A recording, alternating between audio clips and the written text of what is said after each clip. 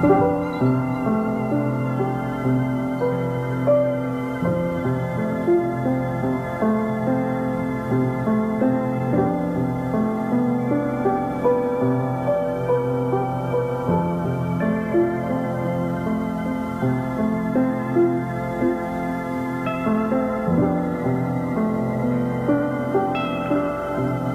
message is really very simple.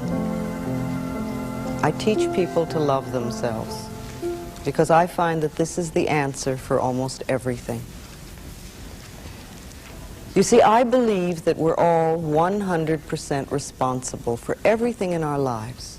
I think we create all of our experiences by our thinking, feeling patterns.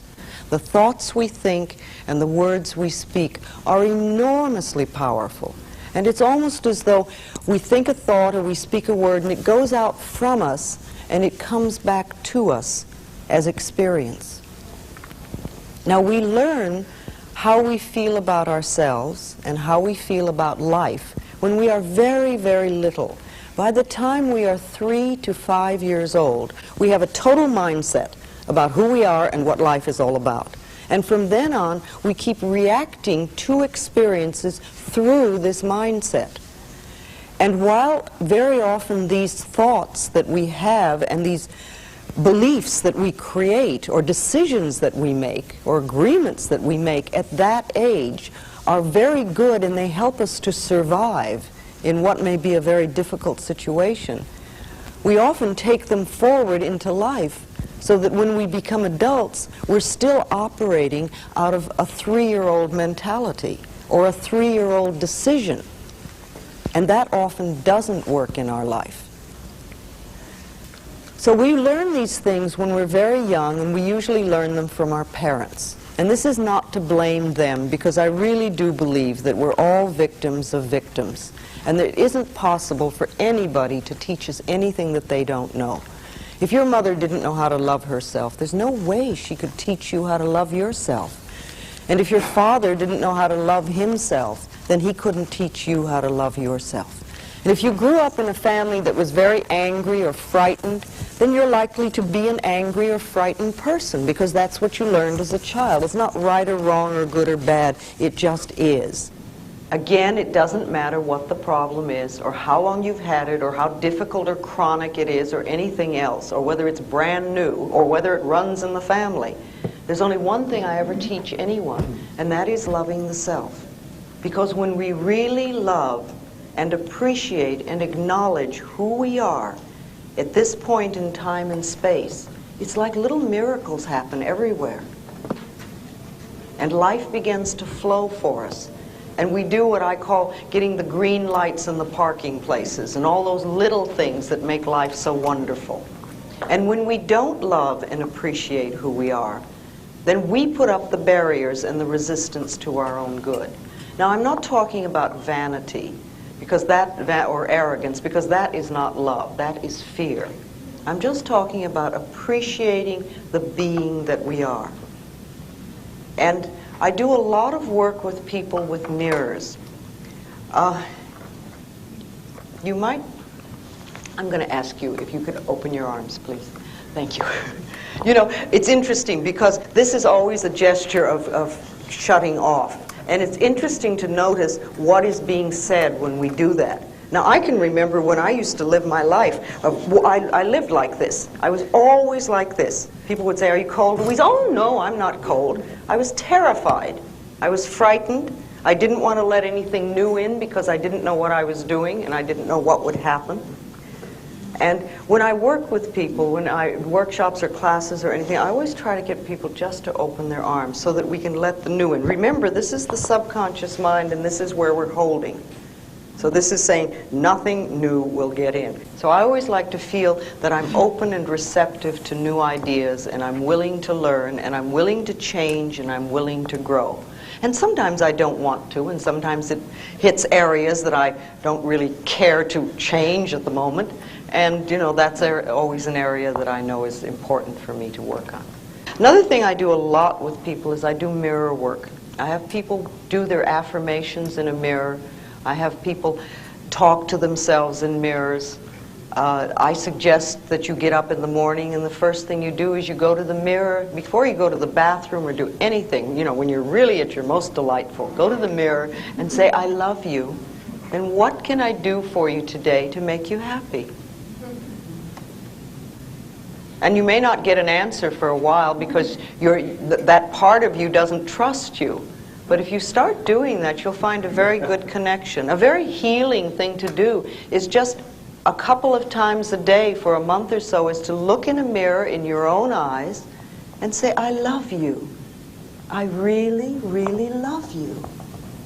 And just let all those feelings come up and notice them. And if it's difficult for you to do that, notice that it's difficult for you to look in your own eyes and say, I love you. And ask yourself, now where did that nonsense come from? Remember, little tiny babies, when they're born, they absolutely adore themselves. And they're totally open, and they're full of love. They express themselves freely.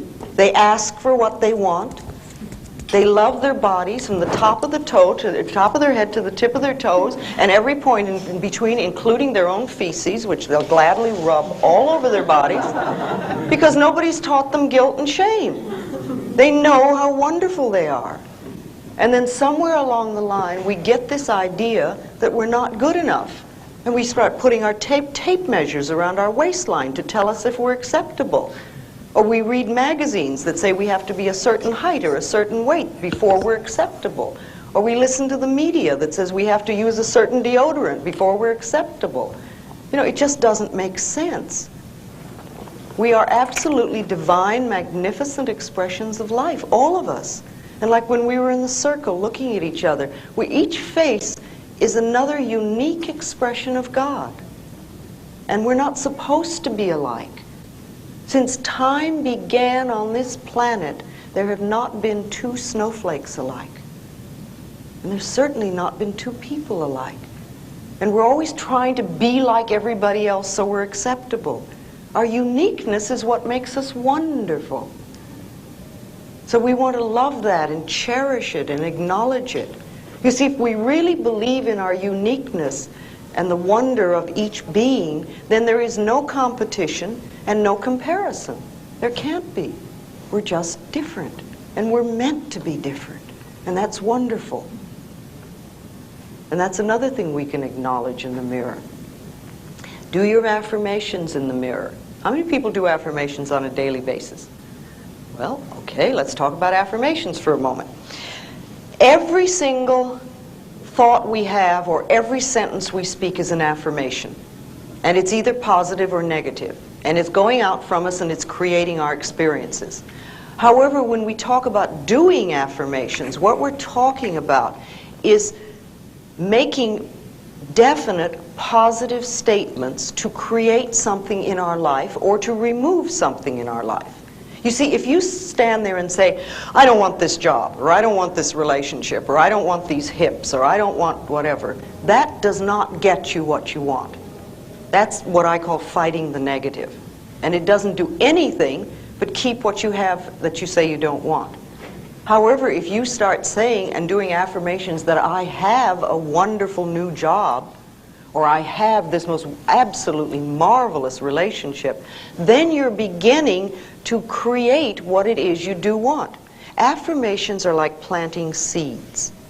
And if you think for a moment, when you put a seed in the ground, you do not get instant tomato plant or instant strawberries or instant oak tree. That seed goes in the ground and it has to germinate. That's the first thing, which means it breaks open its little shell and little roots begin to go down and it gets nourishment from the earth. And only then does the first little shoot come up through the ground. Now, when we're doing affirmations, too often people say, well, that isn't $1 million, and they stomp on that first little shoot. They don't give it a chance to grow. Doing affirmations is like planting a seed in the ground, and watering it is like repeating your affirmations. And you just keep doing them, and you keep doing them, and you keep doing them. And it doesn't matter whether you see the results or you don't see the results. And sometimes it just takes time. And too many people will do affirmations for 2 or 3 days and say, see, it doesn't work. You know, if everything happens in the perfect time-space sequence, and we want to trust that and we want to know that. So if you begin to do affirmations for yourself, and I think it's important that we do that on a daily basis, decide what you want and begin to do positive statements in present tense for what you want. You never want to say, I will have or I'm going to have, because if you do that, it keeps it in the future.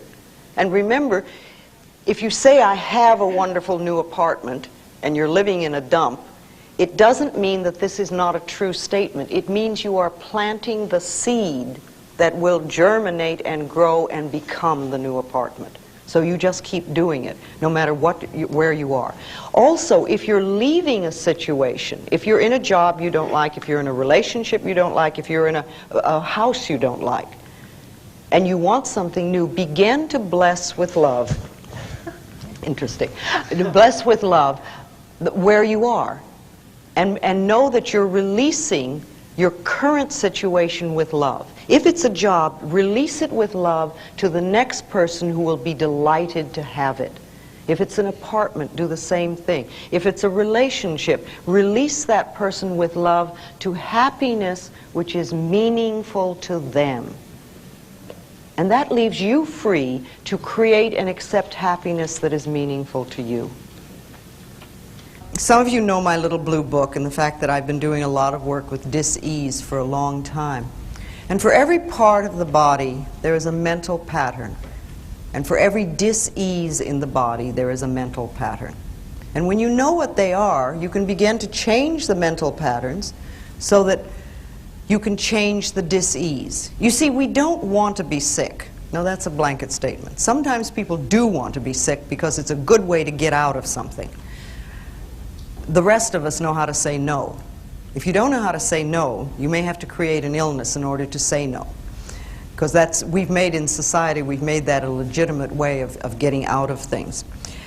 But basically, we do not want to be ill, and yet we need every dis-ease that we have, because it is the body's way of telling us that there is a false idea in consciousness. Something that we're doing, something that we're believing, something that we're saying is not for our highest good. And the body is saying, please, and it's sort of almost like tugging, saying, pay attention. So, when we know what these patterns are, it gives us, again, a choice of whether we wish to do something about it or not. See, some people do not want to release their diseases. I read something very interesting the other day. It seems that only 30% of people who go to doctors follow instructions. Most people go to doctors not to cure their illness, but to have the acute symptoms relieved so that they can stand it. And it's like an unspoken agreement between the doctor and the patient, that the doctor on one level almost promises not to cure them if the patient will pretend that they're doing something about it. And for this, one person gets to pay and the other person gets to have the authority. Very, very few people will really do what they're told. See, I have a thing, when I was seeing people, that I got to the point where I would not see anyone who did not make their own appointment. I have found occasionally people have sent people to me as a present. Oh, you must go see Louise. Here, I'll give it to you as a present. Every one of those has turned out to be a disaster. Half the time the people didn't turn up. When they did turn up, they weren't really interested. When they seemed to be interested, they never went away and did anything, or if they did, it was a little bit, and they never came back. We have to be ready to do it ourselves. Remember, each person has come to this planet to learn a lesson. You have your lessons, you have your lessons, I have my lessons, you have your lessons. They're all different. We cannot learn the other person's lessons. We are not here to change other people. We are here to change ourselves. That is what we've come to the planet for, to change ourselves. If we try to do it for someone else, or learn their lesson or make it nice, they don't get to learn it. And even if we fix it, isn't it amazing how they turn around and recreate it again? And we all know people like that. We've paid their rent, or we've gotten them out of some mess, or we've done this for them or that for them.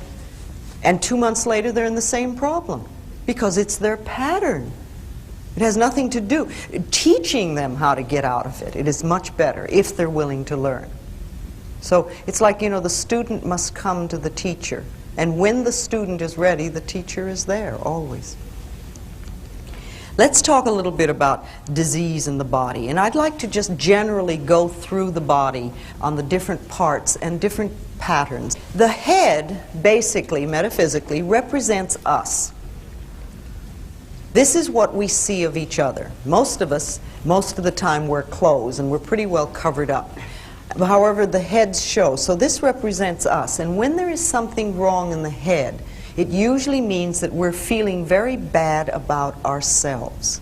You know, headaches are almost always invalidating the self, which means making yourself wrong for something. And the next time you get a headache, you might just ask yourself, how am I making myself wrong? What have I just done that I'm putting myself down for? And see if you can't forgive yourself for it and allow that loving, accepting energy to flow. I mean, even if you've made a tremendous goof, so what? Take it as a learning experience, not as an excuse to beat yourself up. Because that doesn't do any good. When you punish yourself, you don't learn anything. The ears are the capacity to hear the truth.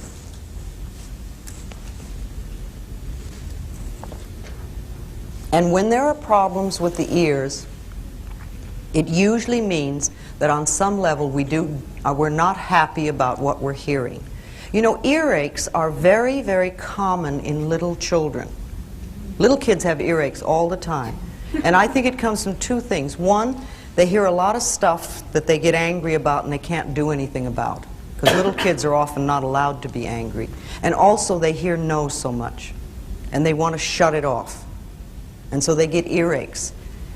Any sore, any cut, any burn, any inflammation, any fever, any itis of any sort, any bruise is anger, any cut. All these things are anger that's turned against the self. Hair, metaphysically, is strength. Now, it's interesting when you think about how hair grows. The hair grows through the hair follicle. And very often, when we get tight and tense and nervous, we have it started back here in the shoulders, we bring it up through the neck and over the top of the scalp, and very often we bring it down around the eyes too.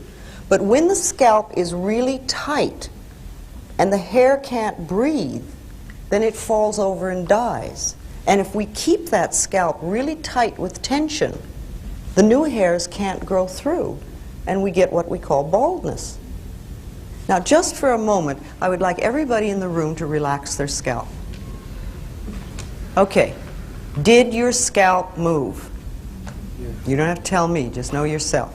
That means that you normally keep your scalp in a state of tension. And it might be a wonderful exercise for you about 10 times a day to just say, scalp, you can relax. Just let go. And begin to make a habit of relaxing your scalp. Tightening your scalp does not do anything in the world. Doesn't make you brighter or stronger. Won't get the girl or the guy. It doesn't lose anything. All it does is make tension for you. So let your scalp relax. The eyes are the capacity to see. And when there are problems with the eyes, it means that there's something we're not willing to see, or we're afraid to see, or we don't know how to see. It can be past or present or future. It can be part of our life or all of our life, or we can see life through two different ways. If you have astigmatism, it's like we see life in two different directions. I do not believe that the reason people begin to wear glasses is that they're getting older in middle age. I think that what happens is many people spend a lifetime of saying, I don't want to see that, I don't want to look at that, don't show me that, don't let me see that. And remember, the eyes, the cells in the body began to listen to what we're saying. They hear everything. And they begin to turn the sight off. When I see a little child wearing glasses, I always know there's stuff going on in that family they don't want to look at. The mouth is the capacity to break down ideas for analysis and decisions and discrimination and taste, like you would food. Teeth problems are almost always long-standing indecision. The throat is the avenue of expression. This is where we express ourselves. This is where we say, I am, and I want, and I have, and I will. This is where our creativity flows. And it's also the area, the chakra center in our body where change takes place. When we feel we don't have a right to speak up for ourselves, we often have throat problems. And laryngitis, sore throats are just anger, and laryngitis is literally being so mad that you cannot speak. Thyroid has to do with creativity, thyroid problems. And it's not expressing ourselves. People who have thyroid problems usually do what their mothers want, or their fathers want, or their husbands, or their lovers, or their wives, or their bosses, somebody else, but not themselves. And you could say, well, you know, there's a lot of things with thyroid and goiter in the Midwest, but then where are people more bound by what the neighbors think and the shoulds of life?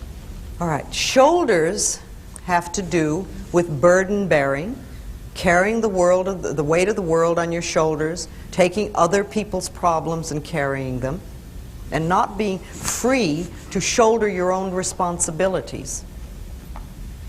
However, we can make light of them. They don't have to be heavy burdens. The experiences we have in life do not have to be heavy burdens. They can be experiences.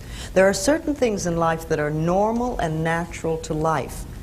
And it's part of our experience. Being born, growing up, having relationships, ending relationships, getting jobs, ending jobs, getting married, having babies, people dying, dying ourselves. These are normal and natural parts of life.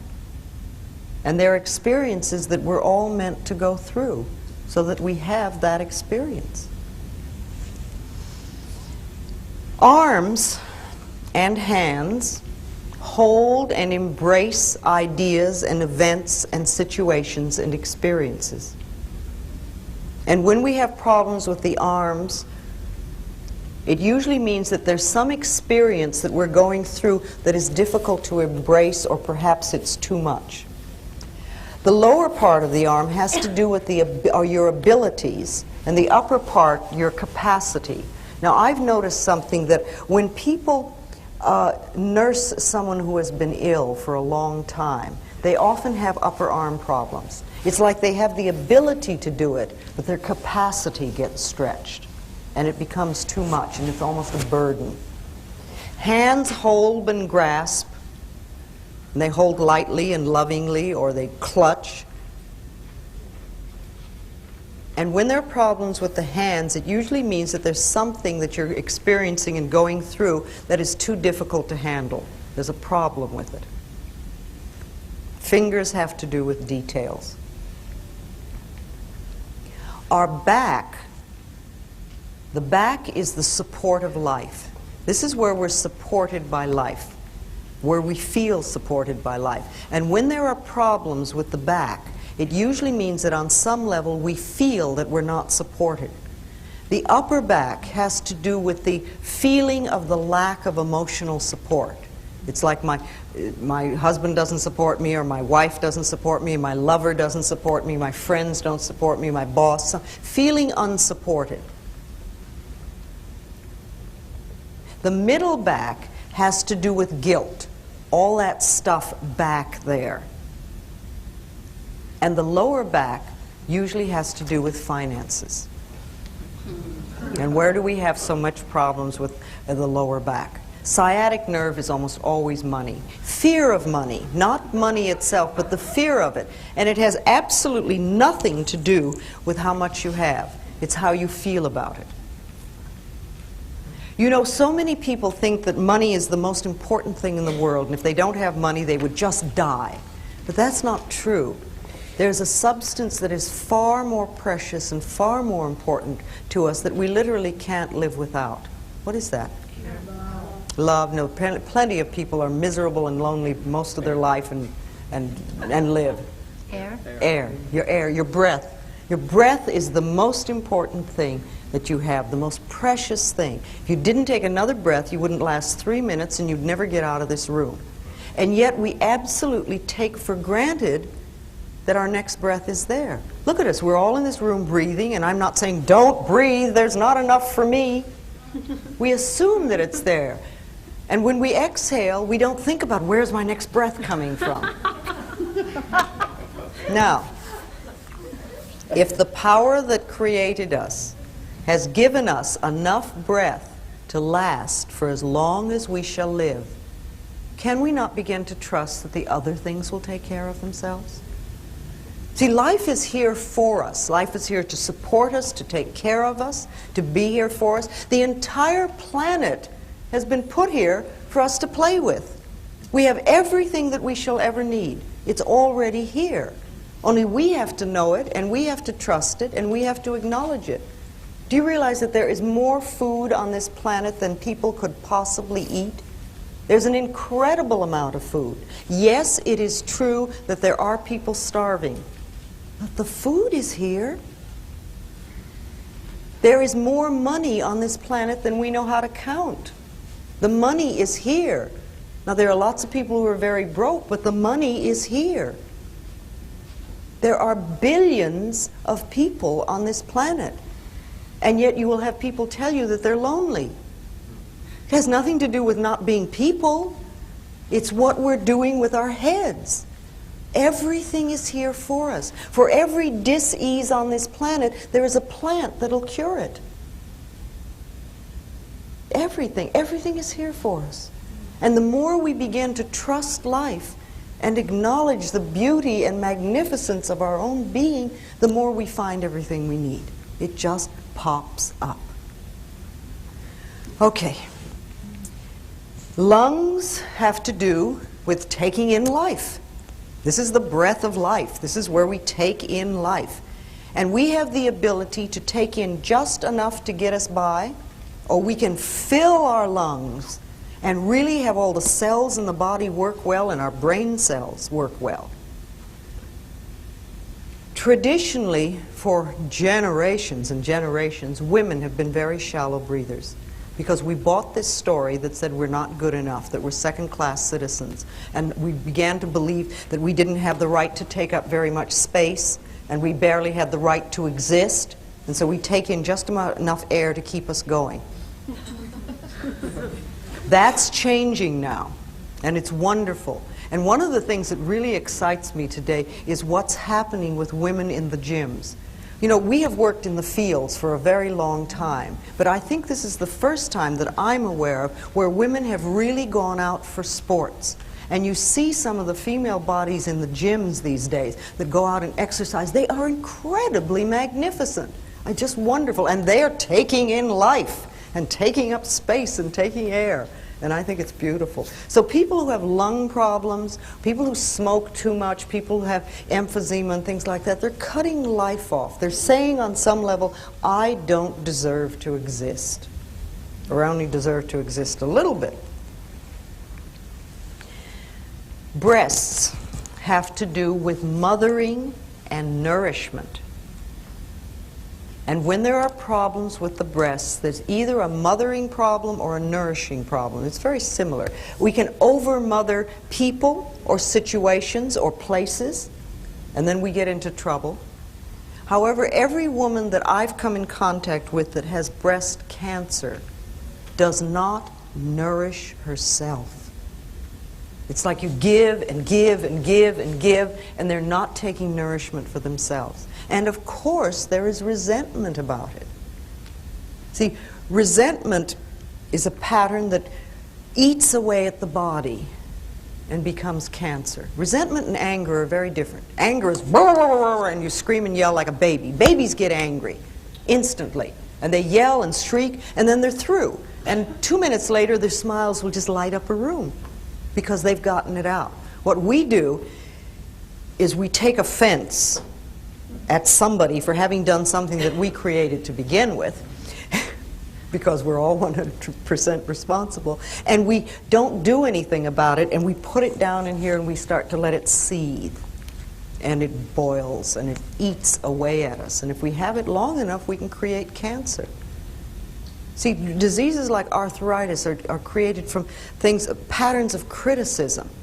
Arthritic people are always very, very critical people. Now, they may be sweet on the outside, but that means that the criticism is turned inward, and they're doing a constant negative put-down number on themselves. Fear can come out as anything from baldness to ulcers to poor feet and lots of things in between. Guilt always seeks punishment, and punishment creates pain. So if I see somebody who has pain, I know they're dealing with guilt. And if it is chronic pain, then I realize that the pattern may be so old that they're not even aware of what it is. However, I do know it has a lot to do with I'm not good enough. So we want to nourish ourselves. The heart represents love. Love. The heart represents love. And the blood in the body, metaphysically, is joy. So if you get this image of the heart lovingly pumping joy throughout the body, through all the veins and arteries, and nourishing every single cell in the body, that is the normal, natural state of the body. When we cut off our joy, when we deny ourselves love, then we are stopping our hearts from doing their the proper work. See, heart attack people are never joyous people. Besides, the heart does not attack us. What we do is we spend years squeezing the joy out of the heart until it falls over and gets sick. Now, anemic people are what I call yes but people. They come to you with a problem and you say, well, you could do such and such. Oh, yes, but. Or you say, let's go to the movies, and they go, oh, yes, but. It's like they're just pulling that rug out from under themselves all the time, and they get what we call tired blood. The blood doesn't have the joy flowing through it. Now, high blood pressure is like emotional sprees. Everything becomes a big deal. Everything is a huge deal. And again, it may be not on the surface, it may only be inside. And low blood pressure is just the opposite. Low blood pressure and hypoglycemia are very similar. It's like, what's the use? It won't work. Why try? Don't bother. It's just, again, it's just, there's this, no get up and go. All right. Kidneys have to do with disappointment and failure and fear. And the word kidney has the word kid in it. And if you think of a little child, they can drop their lollipop and it is the tragedy of the world. The whole world is ended for them at that moment. People who have kidney problems have a tendency to react to life in the same way. They make huge deals out of experiences. And if you speak to anybody who's on a dialysis machine, you will find out that about 2 months before that happened, they experienced what they considered a big loss in their life, either a relationship or a house or a job or something like that. And it's like they feel they can't go on. They just can't go on. They don't know how to filter that experience through them. The liver is the laboratory of the body. It does over 500 different functions, and it is also the seat of primitive emotions. So when we are very angry, that's like rage and anger and hatred sit in the liver. And when they do, then they create a lot of problems. If you're a very angry person, you can throw your liver off. If your liver is off, you can become a very angry person. For instance, everybody in AA is an angry person. You've got two givens with anybody in AA, a lot of self-hatred and a lot of anger. And both of those need to be dissolved before the real healing can take place. Stomach. Stomach digests ideas. We have taken in, it's intake, assimilation, and elimination. So the stomach is there to assimilate ideas. And very often when new experiences happen, we have problems assimilating them. It's something outside. Bells go. It's all right. We'll assimilate this experience. And they have a right to make some noise. You know, if a noise happens and it disturbs you, if you give it permission to be there, it's amazing what happens. Like we give that permission to make that noise, and then it sort of goes away from our consciousness. People get very frightened about experiences, and they find it difficult to digest them. You see, ulcers, remember, are nothing more than I'm not good enough. It's fear. That's all it is. Only it's a fear with the boss. It's another way of saying I'm not good enough. You know, thinking just for a moment of how the stomach works on a mass scale. When airplanes came in a few years ago, God, they must be here, what, 20, 30 years now? But anyway, when they first came out, remember they had the little throw-up bags at every single seat. And everybody, we were flying, but this was a new idea that we did not know how to stomach. The idea of getting in a little metal tube and going through the sky and getting down on another place was not something that we could stomach easily. So everybody was throwing up into their little bags, and they'd roll them up and hand them down to the aisle, pass them down the aisle to the stewardess who was running up and down the aisles collecting these bags, because people were throwing up. We were frightened. Now it's many years later, and we've digested the idea of flying, and it's very simple now for us. And while the bags are still there, hardly anybody's throwing up. And the last time I was on American Airlines, I noticed that if you put 3 stamps on it, you could send it off and have your film developed, because nobody's throwing up anymore. They had to do something with it. Okay. Where are we now? Spleen has to do with obsession. We become obsessed about things. All right. The colon is elimination, release, and letting go. And when we are constipated, it literally means that we're holding on to old shit. That's all it is. We won't let go. We won't let things release. Remember, intake, assimilation, and elimination. And I like to think of it all being in divine right order. And there are times when we stop it at different places. So people who are very constipated are usually holding on to old ideas that they don't want to let go of. They're stuck in some place. Sometimes they're very stingy people, but not always. And diarrhea is just the opposite. It's letting go of things too fast. It's fear. It's just pure fear.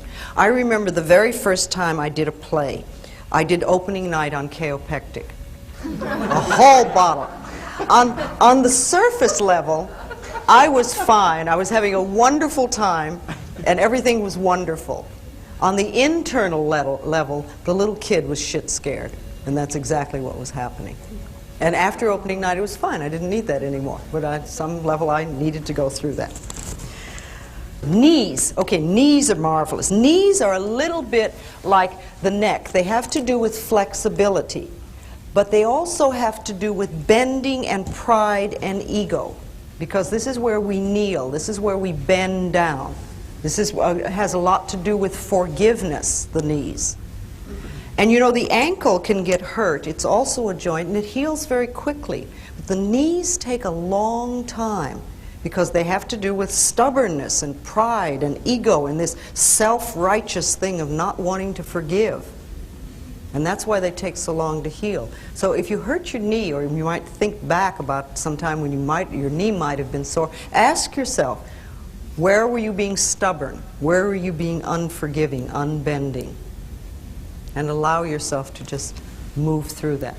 Feet have to do with understanding. This is what we stand on. This is our understanding of ourself and of life.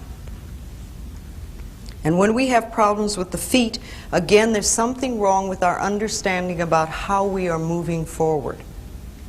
Now, you know, little kids come into life and you see them, they're on happy dancing feet. They jump all over the place and they run and skip and dance. And how many elderly people have we seen that move through life like this? Now, what kind of thoughts do you think a person could be thinking for years to create this? I don't know what's going on. I don't know what's going on, all right. What else? Depression. Life is a burden. Nothing works. There's nothing. Is this all there is? I don't want to see it. I don't want to see a lot of those things. Remember, our bodies follow our thoughts. And you can look at a lot of people and know what their thoughts are just by looking at their bodies. Our skin is our individuality. And when we feel threatened by anything, we often get skin problems.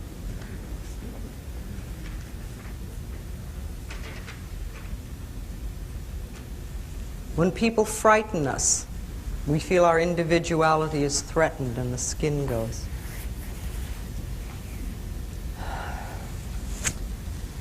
All right, let me talk a little bit about the genitals. Our beautiful, beautiful genitals, which so many of us do not believe that that's true.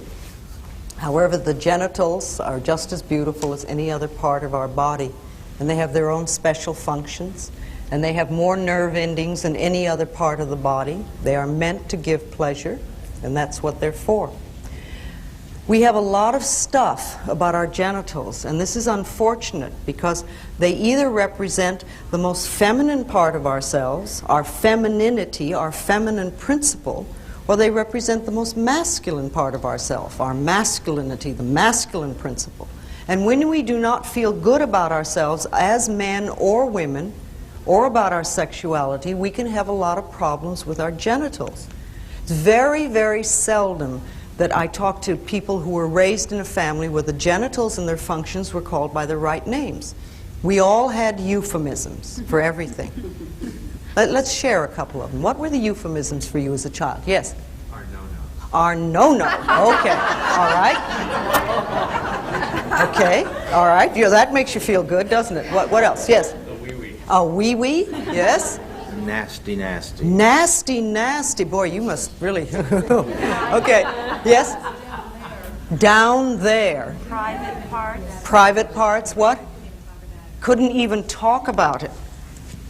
Do you see? And just notice the laughter in this room at the moment. Here we are, grown-up adults, supposedly we all have it together sexually, and the minute we mention what we called it when we were a child, we start to giggle nervously like that we're doing something wrong. It doesn't matter really what it was. It could be from the most awful word to just sort of down there. But we get the idea that there is something wrong between our legs, and we start treating ourselves that way.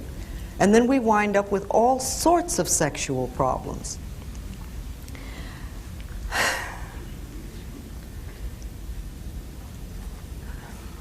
Almost all venereal disease comes from sexual guilt. It's a belief that there's something wrong with us and our genitals. Now, you know, people that have cancer have a lot of self-hatred and a lot of resentment, and usually not a very much trust in life. There's sort of a feeling of helplessness and hopelessness that goes with cancer. If you add to that sexual guilt, you wind up with things like herpes and AIDS. It's like the next logical step. The sexual revolution, which came about, I think, in the 60s, as I remember, was very wonderful because it helped us to get out of a Victorian mode of thinking. And we started to do all sorts of things sexually that we hadn't allowed ourselves to do before, or that we had hidden See, not only did gays come out of the closets, but people came out of sexual closets. And we began to discover a lot more about child abuse and incest and all sorts of things that we hadn't been able to talk about before. And on one level, the sexual revolution was good. We got to express ourselves sexually much freer than we had before. Women could have one-night stands as well as men, and it was wonderful. However, the one thing we did not deal with was what I call Mama's God. And by that I mean what your mother believed about God when you were 3 years old is sitting right here in your subconscious mind. What did that God believe about women, about men, about homosexuality, about sex? And if those beliefs are still there and we have not done something to change them, then what happens is we create things like herpes, which comes back again and again and again to punish you. And then if we move into the gay community, where they have every single problem that everybody else has, plus the fact that society is looking at them and saying bad, and their mothers and fathers are looking at them and saying bad, and this is a real heavy load to carry. And so we create the circumstances, the climate, where something like AIDS can come up. I find to myself that AIDS and cancer are very, very similar. And I work exactly the same way with both of them. Doing a little more to work on dissolving sexual guilt, because that's a real problem. You know, if you think for a moment about the vastness of the universe, it is so incredibly big that our human minds cannot comprehend it. It is enormous. And even our top scientists with the most up-to-date equipment today cannot measure the size of the universe. And half of them don't agree on whether it's expanding or contracting. And in this incredible universe, there are so many galaxies that we haven't counted all of them. And in one of the smaller galaxies, in a far-off corner, there is the small galaxy called the Milky Way. In a very far-off corner, there is a minor sun. And around this sun revolve a few pinpoints, one of which is called planet Earth. Now, I find it very, very hard to believe that the incredible intelligence that created this entire universe is an old man sitting on a cloud above the planet Earth watching my genitals with a book.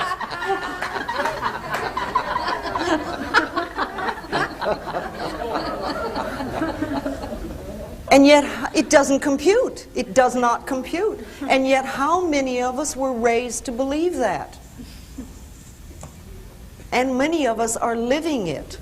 If you were raised in a religion where you were a sinner and a worm and you had a lot of sexual problems and things like that, start to reevaluate. Do some mental work to change that so that you're not still operating. You can sit down and in front of a mirror, would be real good, look in your eyes and say, okay, now when I was a kid, this is what I was taught.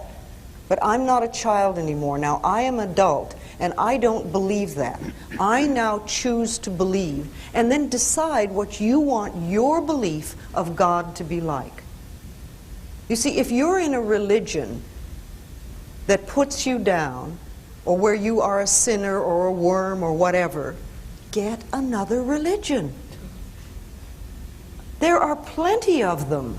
They all tell you that they're the only way. I think even our concept of God must support us. And you do not have to have the same concept of God that your parents had or your grandparents had. You don't have to. Each person is a unique individual, and each one of us creates our own lifestyle and our own belief system. And I think we need to constantly reevaluate what we believe, and particularly if we believe things that don't nourish us. Think, why do I believe that? Where did I learn that? Is that really true for me now? Does it make sense? Maybe I could let that one go. You might create a pair of psychic scissors and cut them out of your consciousness. Or create a great big wastebasket and say, okay, that one goes there. And decide that you just do not choose to live under old limitations anymore. Refuse to believe in worry. Begin to trust the universe and watch how it works.